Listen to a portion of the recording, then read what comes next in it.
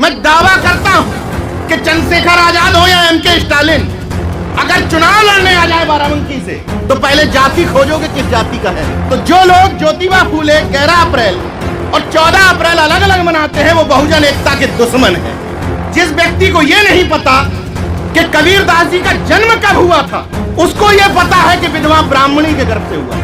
तो शिवाजी इसलिए इतने वीर और महान हुए क्योंकि शिवाजी अंतरजाति विवाह की संतान थे, इसलिए पराक्रमी। बताना है तो भीमा कोरेगांव का शौर्य बताओ, बताना है तो सम्राट अशोक का शौर्य बताओ, बताना है तो शिवाजी का शौर्य बताओ। क्योंकि आज का बहुजन वो निरी नहीं, आज का बहुजन ये है, ये जो सिरा ठोक करके बोलता है, कहता है साल भर बच्चों को स्कूल ना भेजो, एंड में बेल पत्ती चिपकवा दो लिंग में, सॉरी शिवलिंग में, मतलब है लिंग में। जब सड़कों पर तुम्हारे भगवान के वेशभूषा में लोग भीख मांगते हैं, उससे तुम्हारी भावना याद नहीं होती। चुनौती देता हूं इस मन से, यहाँ की नजदीकी किसी कोतवाली थाने में चले जाओ, कोई भी रेपिस्ट और कोई भी मर्डरर अगर नास्तिक मिल जाए उसी दिन से मन छोड़ दूंगा। तुम्हारी भावनाओं का ठेका लिए है क्या? भावनाएं तो हमारी आहत होती हैं जब कहते हो जय वर्णाधम तेली कुमारा। सामंती, मनुवादी और चुटियाधारी ये सब ताड़न के अधिकारी। नहीं, एक मिनट, गलत नहीं, ताड़न का मतलब शिक्षा है। गीता प्रेस ने कहा है भाई।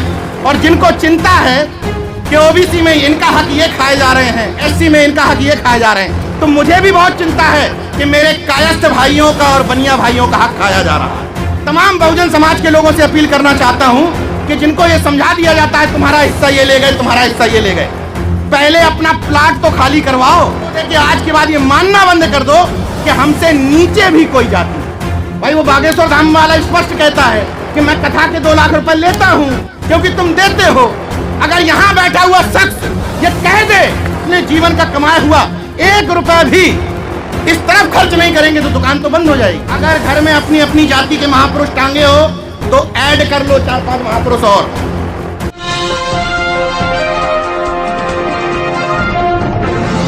महत्वपूर्ण बात यह है कि मंडलवादी अंबेडकरवादी संसद लगाने की जरूरत क्यों पड़ी? जरूरत इसलिए पड़ी क्योंकि जिन लोगों को आपने चुन के सदन में भेजा था वो शायद आपकी बात उठाने की बजाय अपनी कोठियां भरने में लगे रहे। इसलिए इस मंडलवादी और अंबेडकरवादी संसद के माध्यम से हम ये नहीं कहना चाह रहे हैं कि आप किसको वोट दीजिए, लेकिन ये कहना चाह रहे हैं कि वोट उसी को दीजिए जो मंडलवादी हो और अंबेडकरवादी हो किसी भी तरफ। मतलब हम सिर्फ आपसे ये निवेदन कर रहे हैं कि आप अपनी पिच पर खेलिए, अपने मुद्दों पर वोट दीजिए। अभी देख रहे हैं जरा सी पिच आपने डिसाइड क्या की, बड़े बड़े सामंती और मनुवादियों के चेहरे लटक गए।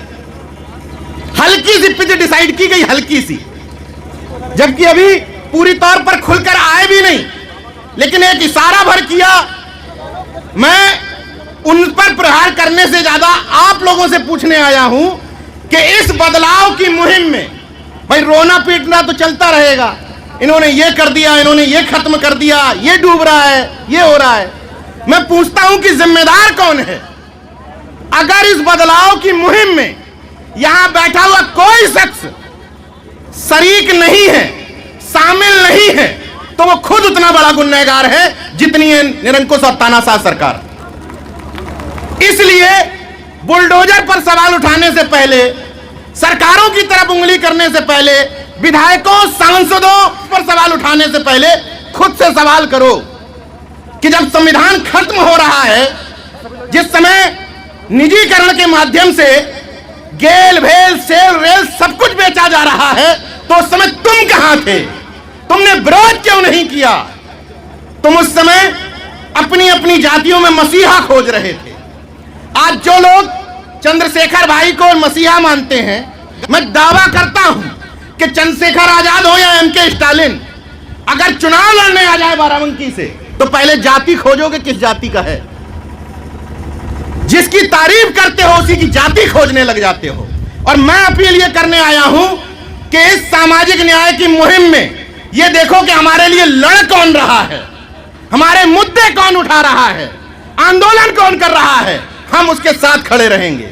और वरना वही मंचों से होगा, बहेलिया आएगा, जाल बिछाएगा, हमको फंसाएगा, और होता क्या है, चुनाव से पहले झोली वाला बाबा आता है, जुमले सुनाता है, राशन बंटवाता है, और हम फंस जाते हैं।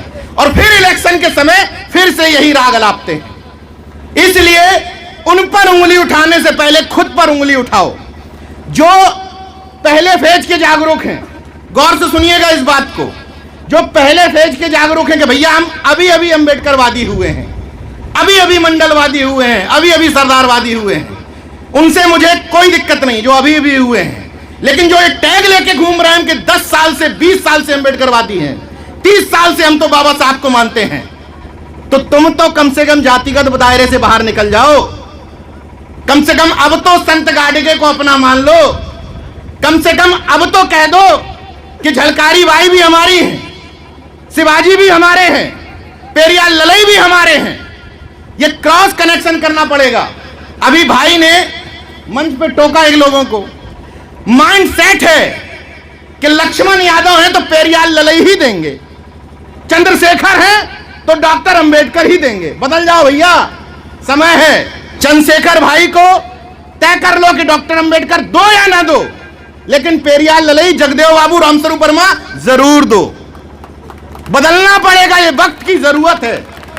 भोपाल में जो आयोजन हुआ, मैं चुनौती के साथ कह रहा हूं कि मैंने अपने जीवन में नीले झंडे वाला कोई कार्यक्रम आज तक नहीं देखा जहां पर लाइन से नीले नीले झंडे लहरा रहे हो दूर तक, और वहां 31 मुद्दों में पहला मुद्दा जातिवार जनगणना। यह है बड़ा दिल, यह है बहुजन यूनिटी की अप्रोच। वरना ज्योतिबा फूले और डॉक्टर अंबेडकर जयंतियां भी अलग अलग मनती हैं, तो जो लोग ज्योतिबा फूले 11 अप्रैल और 14 अप्रैल अलग अलग मनाते हैं, वो बहुजन एकता के दुश्मन हैं। इसलिए इस मंच से तय कर लो कि संत शिरोमणि रविदास और शिवाजी जयंती एक साथ मनेगी, ज्योतिबा फूले जयंती और बाबा साहब अंबेडकर जयंती एक साथ मनेगी, और कोई अलग अलग मनाएगा तो वो बहुजन यूनिटी का दुश्मन होगा।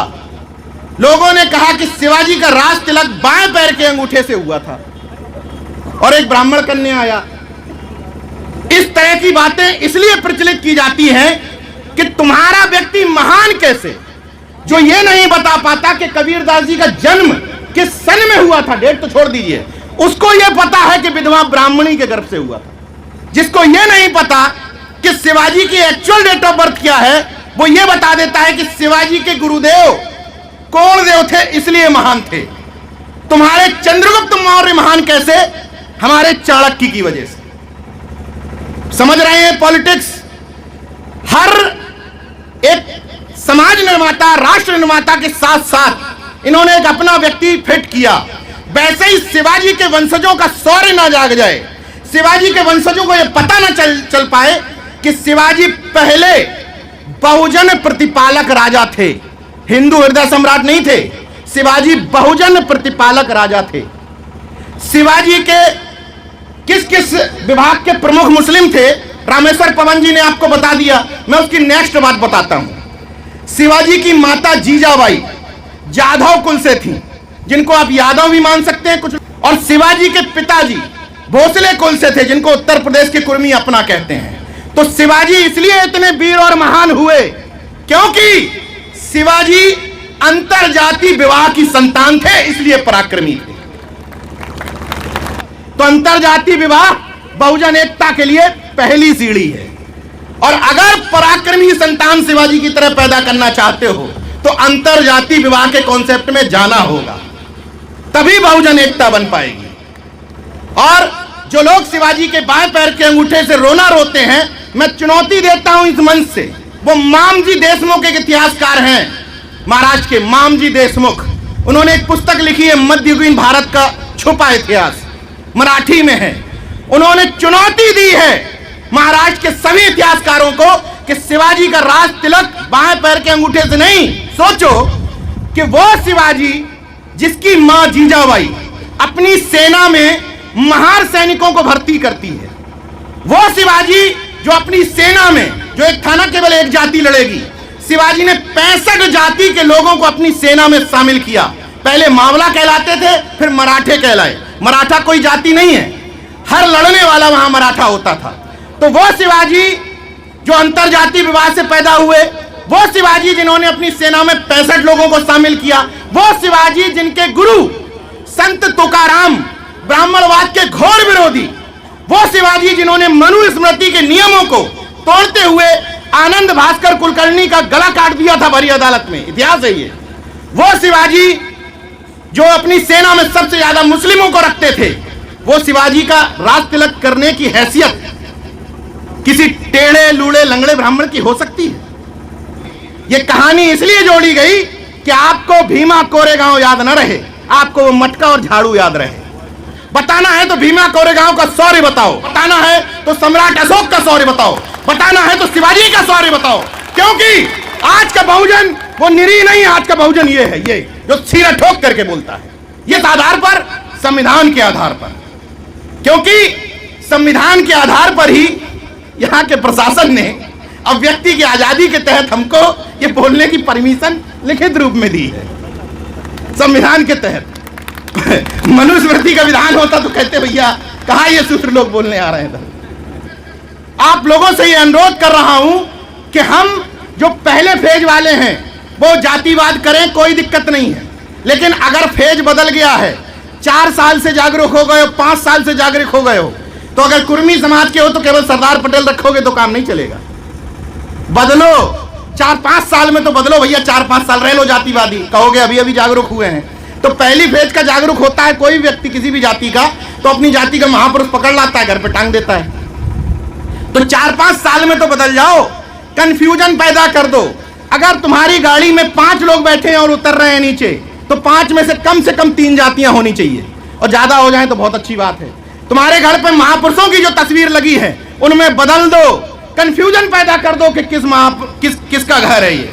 अगर कोई तुमको मंच पे कोई तस्वीर दे रहा है तो क्रॉस कर दो, पटेल को सरदार पटेल शिवाजी 2 ही नहीं, एकदम क्रॉस कर दो ताकि ले जाए अपने घर में तो रखे। अगर किसी को मंच पर संत गाड़गे दिए जाएंगे तो क्या सोचोगे किस जाति का है? ऐसा ही बना हुआ है, यही जो बना हुआ है माइंडसेट, इसी को बदलना है। अगर किसी कोरी समाज के व्यक्ति के घर पे जाओ तो उसको संत गाड़गे भेंट करो, एकदम चेंज कर दो। हम जो नहीं कर सकते उसका रोना मत रो, वो तो जो खत्म हो रहा है वो तो हो ही रहा है। हम जो छोटी छोटी चीजें कर सकते हैं वो तो करें। चुनौती के साथ बोलो कि जो आयोजन हम करवा रहे हैं ये राष्ट्र निर्माण के लिए करवा रहे हैं। असली राष्ट्रवादी यहां बैठे हुए हम सब लोग हैं। क्यों? क्योंकि हम किस बात के लिए लड़ रहे हैं कि भाई देश के संसाधनों को मत बेचो, देश की संवैधानिक संस्थाओं का निजीकरण न करो, इलेक्शन कमीशन को, सीबीआई को, ईडी को बर्बाद ना करो, गेल वेल सेल रेल मत बेचो, सरकारी नौकरियां जनरेट करो, मानव की बराबरी करो।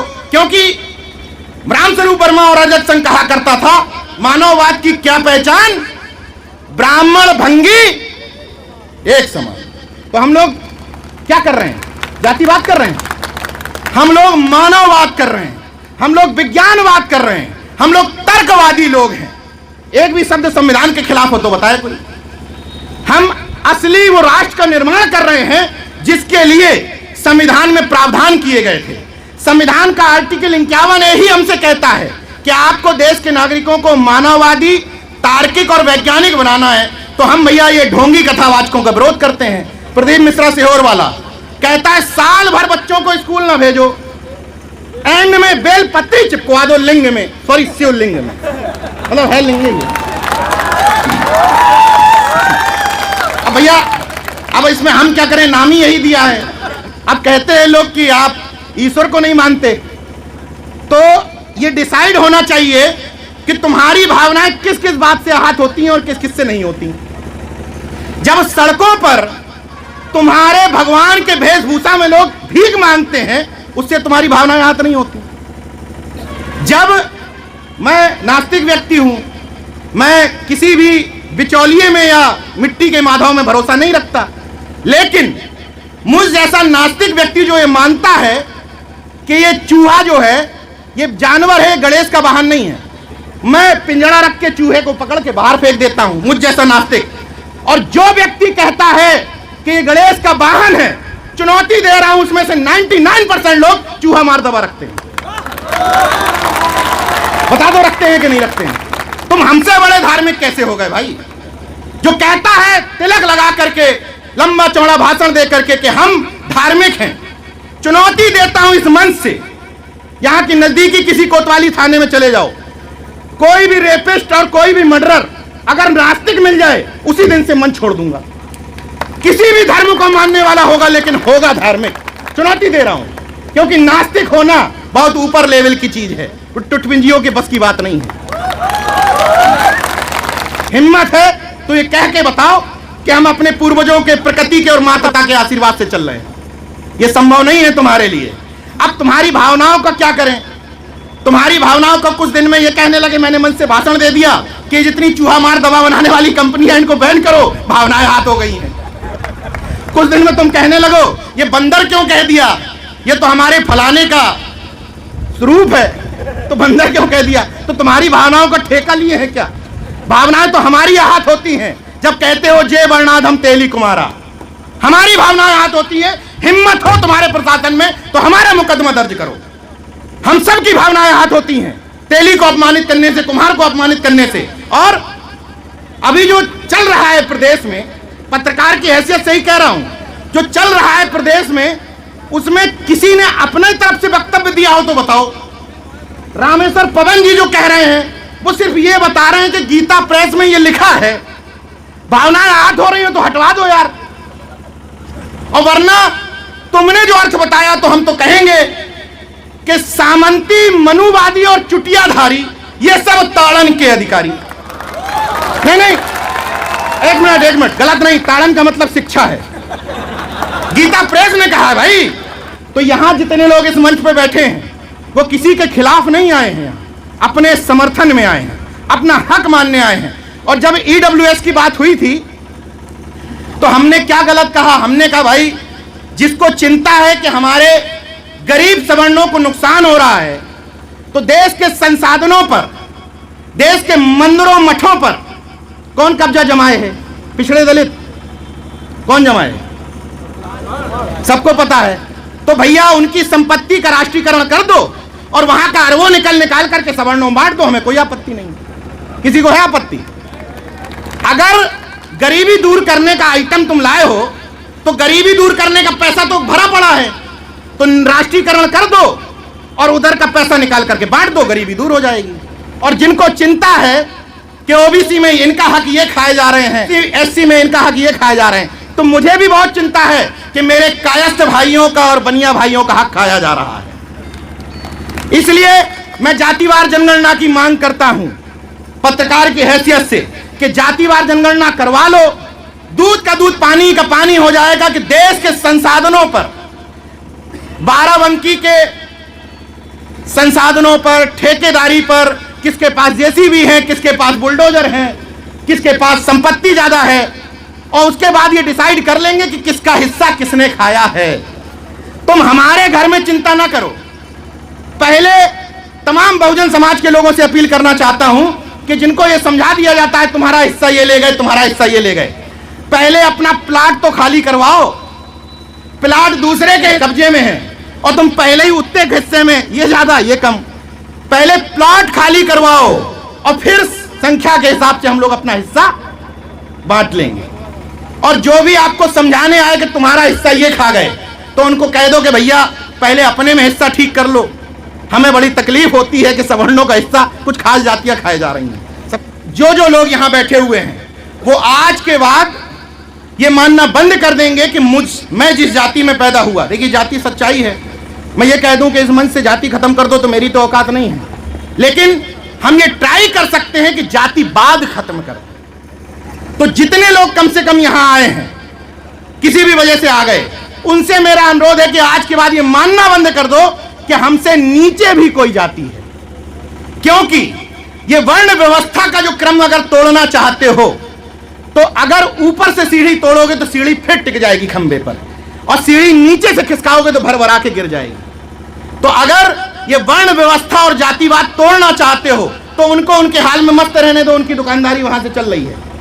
भाई वो बागेश्वर धाम वाला स्पष्ट कहता है कि मैं कथा के 2 लाख रुपए लेता हूं क्योंकि तुम देते हो, हम उसको क्यों गाली दें? अगर यहां बैठा हुआ शख्स ये कह दे कि हम इनकी दुकानदारी बंद करवा देंगे और अपने जीवन का कमाया हुआ 1 रुपए भी इस तरफ खर्च नहीं करेंगे तो दुकान तो बंद हो जाएगी। करते तो तुम हो, उनकी वजह से दुकान चल रही है। मैं तो खुली चुनौती दे रहा हूं। मैंने जब गाड़ी ली तो लोग बोले कि उसमें रख दो सूंड, तो हमने कहा एक शर्त पे रख दूंगा, प्रैक्टिकल आदमी हूं। वास्तव में मेरे मन में कोई दुर्भावना नहीं रहती। मैंने कहा एजेंसी वालों से कि एक शर्त पे रख दो, या तो ये रख दो या इंश्योरेंस दे दो। अगर इंश्योरेंस कर ही रहे हो, 30-35 हजार रुपए खर्च हो ही रहे तो ये काहे के लिए, और या ये रखने से 35 हजार बच जाए, अभी रखवा लूंगा। कोई भी स्टाम्प पे लिख के दे दे मुझसे कि 501 और 1001 रुपए का पूजन करवाने के बाद 3 दिन की गारंटी मेरी कि गाड़ी ठुकेगी तो मैं इंश्योरेंस दूंगा, मैं उसी दिन पूजन करा लूंगा। एकदम प्रैक्टिकल आदमी हूं। कोई मुझसे कह देगा कि मैं चैलेंज देता हूं कि मेरी बताई हुई डेट में अगर शादी रखोगे तो शादी जीवन भर सफल रहेगी, और अगर असफल होगी तो मैं उसके लिए जो जुर्माना दूंगा मैं उसी दिन लोगों से कह दूंगा कि कर लो शादियां। जब तुम ठेका नहीं लिए हो तो पैसा किस बात का भाई? जब 1 घंटे का भी इंश्योरेंस नहीं है तो हम ऐसे ही ठीक हैं। घर में जो मुहावरे प्रयोग किए जाते हैं, फलाना कपड़ा फलानी जाति का, फलाने जैसा मुंह बना के बैठे हो, फलाने का कुत्ता, ये सब जो जाति वाले मुहावरे हैं इनको खत्म कर दो अपने अपने घरों से, वरना उनको गाली देते रहो वो बहुत मजबूत हैं, वो फलाने हैं, वो खत्म कर रहे हैं। चौथा अनुरोध, अगर घर में अपनी अपनी जाति के महापुरुष टांगे हो तो ऐड कर लो 4-5 महापुरुष और। 5वां अनुरोध, अगर किसी बहुजन एकता के कार्यक्रम में जा रहे हो तो गाड़ी में 5 लोग हैं तो एक जाति के कभी मत जाओ, उतरो, अलग अलग परिचय दो, उसका संदेश अलग जाएगा। 2 लाइनों के साथ बात खत्म करूंगा कि अभी तो परिंदे शुमार करना है, फिर चंद्रशेखर भाई बताएंगे कि किस किस पे वार करना है। अभी तो परिंदे शुमार करना है, फिर ये जोड़ी मिलकर के बताएगी कि किस किस पे वार करना है।